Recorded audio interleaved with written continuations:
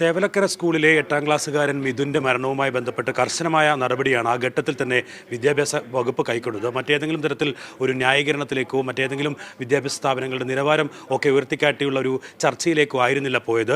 ആ സ്കൂളിന് സംഭവിച്ച വീഴ്ച, ഒപ്പം തന്നെ മറ്റ് വകുപ്പുകൾക്ക് സംഭവിച്ച വീഴ്ച, അതെല്ലാം തുറന്നു കാട്ടി പരിശോധിച്ചുകൊണ്ടുള്ള നടപടിയാണ് വിദ്യാഭ്യാസ വകുപ്പും സർക്കാരും സ്വീകരിച്ചത്. ഇപ്പോൾ കുറച്ചുകൂടി കടുത്ത നടപടിയിലേക്കാണ് വിദ്യാഭ്യാസ വകുപ്പ് പോവുകയും ചെയ്തിട്ടുള്ളത്. ആ സ്കൂളിലെ മാനേജരെയും ഒപ്പം തന്നെ മാനേജ്മെൻറ്റ് സമിതിയും പിരിച്ചുവിടുന്നു.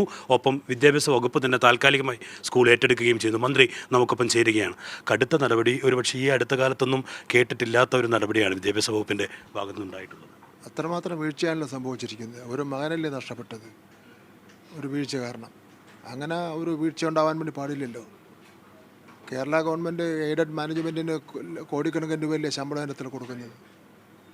ഗവൺമെൻറ് കൊടുക്കുന്ന ഈ ഫണ്ടെല്ലാം വാങ്ങിയിട്ട് ഈ കുട്ടികൾക്ക് ഇതുപോലെ ഉള്ള സംഭവങ്ങൾ ഉണ്ടാവാനിട വരുന്ന നിലയിലുള്ള കാര്യങ്ങളല്ലല്ലോ ചെയ്യേണ്ടത്.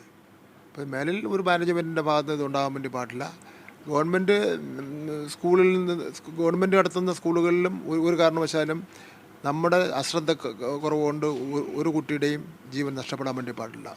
കേരളത്തിൻ്റെ ഒരു പാവപ്പെട്ട ഒരു സ്വന്തമായി വീട് പോലും ഇല്ലാത്ത പാവപ്പെട്ട ഒരു കുട്ടിയാണ് നഷ്ടപ്പെട്ടത്.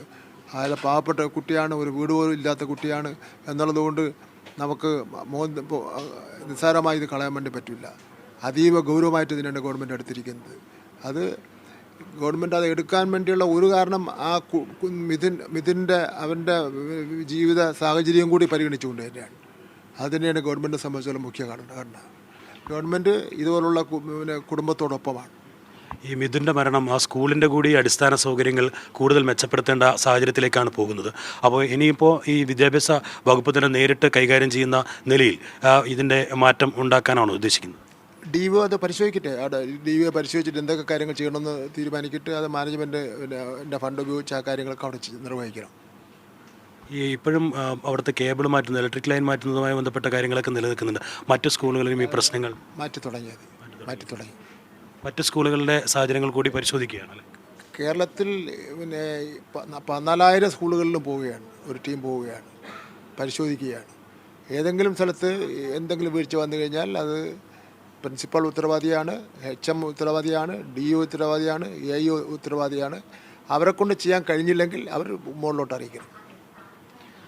എന്തായാലും ഈ സ്കൂളിലൊരു വീഴ്ചയുടെ ഭാഗമായി ഒരു വിദ്യാർത്ഥിക്ക് ദാരുണ മരണം ഉണ്ടാവുകയും അതിൻ്റെ ഭാഗമായി സംസ്ഥാനത്തെ മുഴുവൻ സ്കൂളുകളിലെയും സുരക്ഷ ഒരുക്കാനുള്ള നടപടിയാണ് വിദ്യാഭ്യാസ വകുപ്പും സർക്കാരും മുന്നോട്ട് കൊണ്ടുപോകുന്നത്. SS അനൂഷിനൊപ്പം വിജിൻ വായാന്തോട്, മീഡിയ 1.